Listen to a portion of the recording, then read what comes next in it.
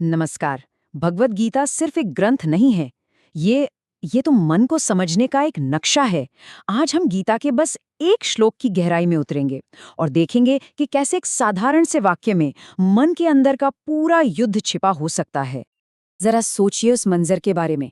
कुरुक्षेत्र का विशाल मैदान, दोनों तरफ सेनाएं तनकर खड़ी हैं, शंखनाद हो चुका है और हवा में एक अजीब सी खामोशी है। एक ऐसा तनाव जो इतिहास को हमेशा के लिए बदलने वाला है।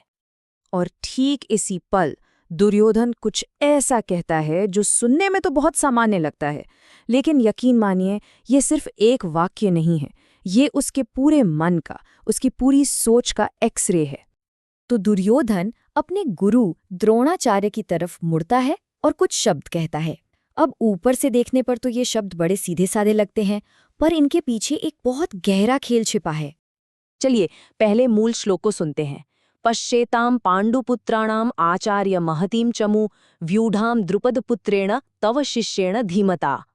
इसकी ध्वनि में ही एक अजीब सी बेचैनी महसूस होती है ना? इसका सीधा सा मतलब है, हे गुरुदेव, पांडवों की इस विशाल सेना को देखिए जिसे आपके ही एक होशियार शिष्य ने कितनी कुशलता से सजाया है। अब पहली नजर में तो यही लगता है कि एक राजा बस अपनी दुश्मन सेना का जायजा ले रहा है, लेकिन सवाल ये है कि क्या ये वाकई सिर्फ एक साधारण सी बात है या फिर इन शब्दों के पीछे कोई बहुत बड़ा खेल चल रहा है। चलिए इसी की पड़ताल करते हैं। तो आइए अब इन शब्दों की परतों को हटाते हैं और दुर्योधन के दिमाग के अंदर झांकने की कोशिश करते हैं। आप देखिए, ये श्लोक दुर्योधन के मन का आईना है। बाहर से वो एक बहुत शक्तिशाली, आत्मविश्वास से भरा राजा दिख रहा है, लेकिन अंदर अंदर वो डर और असुरक्षा से कांप रहा है। तो दुर्योधन के इस एक वाक्य में 3 बातें छिपी हैं। पहली चीज है डर। वो पांडवों की सेना की व्यवस्था देखकर असल में घबरा गया है। दूसरी चीज है अहंकार। वो द्रोण को ताना मार रहा है, याद दिला रहा है कि आपका ही शिष्य आज आपके खिलाफ खड़ा है। और तीसरी और सबसे अहम चीज है राजनीति। वो अपने गुरु पर मानसिक दबाव बना रहा है। ये कोई सीधी सादी बात नहीं है, ये एक बहुत ही सोची समझी शातिर राजनीतिक चाल है। दुर्योधन चाहता है कि द्रोणाचार्य हर हाल में पूरी तरह से सिर्फ और सिर्फ कौरवों के प्रति वफादार रहें। और दुर्योधन के इसी डर से हमें गीता का एक बहुत बड़ा और गहरा सिद्धांत समझ में आता है, और वो है धर्म और भय का रिश्ता। और देखिए, यही तो इस पूरी बात का सार है। गीता हमें यही सिखाती है कि जो इंसान धर्म के यानी सच्चाई और न्याय के रास्ते पर नहीं चलता, वो हमेशा डर के साए में जीता है।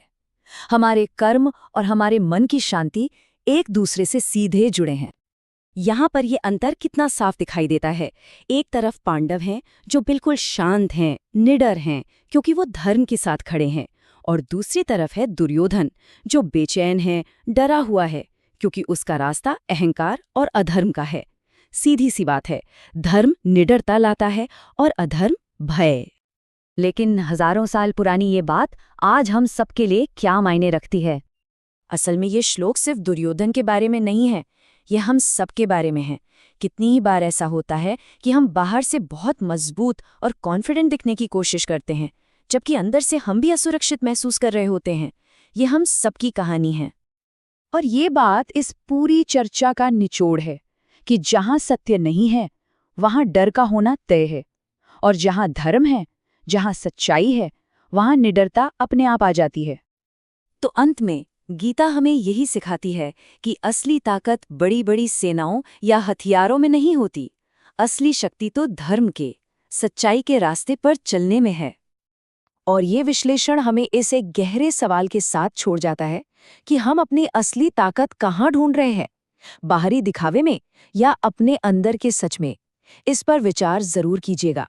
जय श्री कृष्ण।